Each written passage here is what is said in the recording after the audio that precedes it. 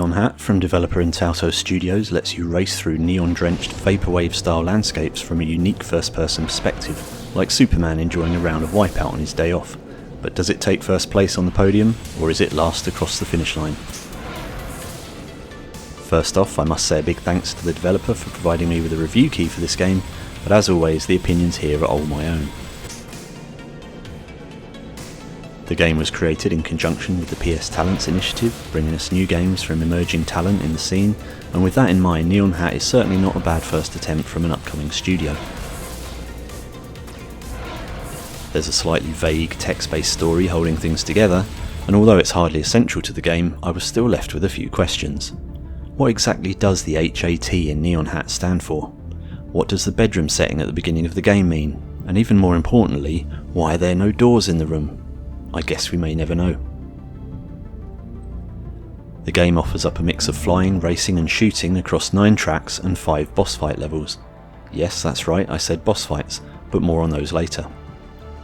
Each of the tracks can be played at 3 different speeds, a bit like Mario Kart's 50, 100 or 150cc engine classes, except here you're choosing between kilobyte, megabyte and gigabyte. Kilobyte class is a good way to get used to the controls, but you'll soon want to move up to the megabyte and gigabyte classes for a better sensation of speed. You can choose between race mode, which sees you racing against AI rivals, and pursuit mode, where you have to chase and shoot down the enemy. There's also an extreme derby mode, which gives you max speed and a limited health bar, which once depleted means game over. The racing is quite unusual in that you're flying with your arms outstretched in front of you, Superman style, so as well as steering left and right you can also fly up and down within the confines of the tracks. In each hand you have a booster which you use to propel yourself forwards and can tilt to control your direction. As you manoeuvre around the bends you can hold down a button to activate a kind of drift function, which also builds up a boost that kicks in when you release the button, giving you some extra acceleration as you come out of the corners. Now I do love a well done drift mechanic in regular driving games, but to me the mechanic here just didn't feel quite right or very rewarding. As you hold down the button to drift, it almost feels like the frame rate slows down, which is distracting, and it's quite difficult to get the timing just right. Aside from the drift, you can also get little speed boosts by flying through the yellow rings dotted along the tracks, and you really do need to make the most of these to keep up with the opposition. Progression through the game is straightforward. With only the first track available initially, you have to unlock all of the others one by one. But as you only have to complete a track to unlock the next one, regardless of your finishing position, it's easy enough to do so. So let's talk about the boss fights I mentioned earlier. You unlock a boss fight after every couple of race tracks, and these boss levels are a great diversion from the racing, and I actually had the most fun with these, and wish there were more of them. You get to face a variety of large boss characters, including a snake, a robot and a gunship. Each boss has weak points that you need to target and destroy to gradually chip away at their health bar whilst dodging their attacks. Each boss is totally unique with a different range of attacks and requiring different strategies to defeat them.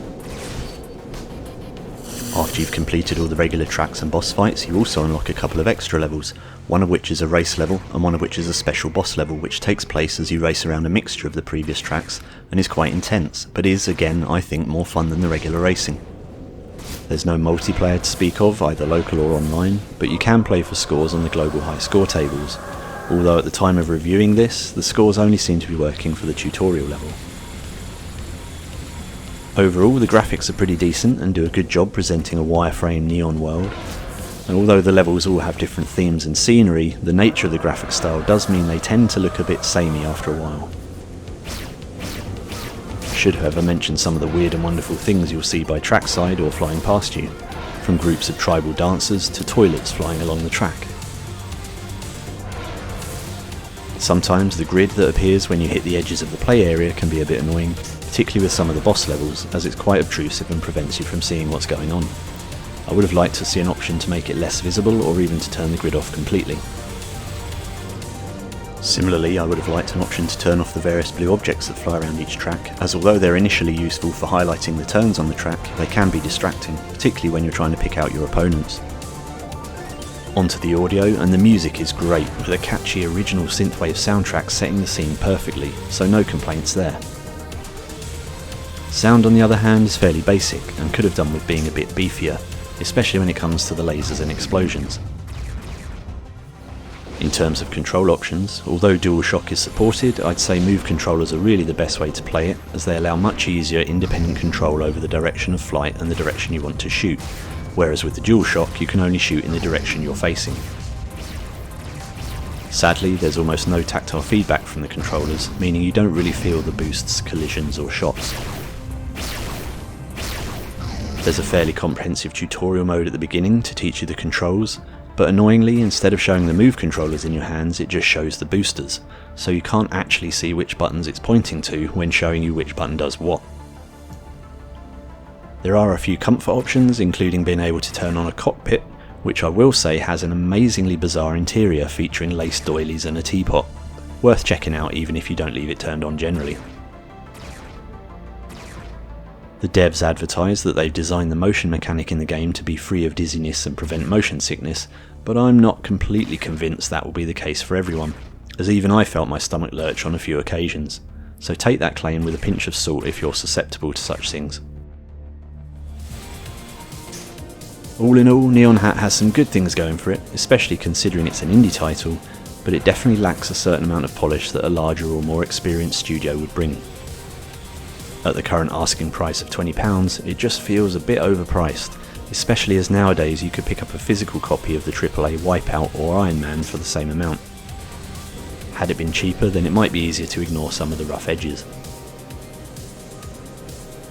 There are some neat elements to the game, and there's not a whole lot out there like it, but unless you're absolutely sure it's what you're after, then I'd suggest waiting for a sale before taking this one for a spin.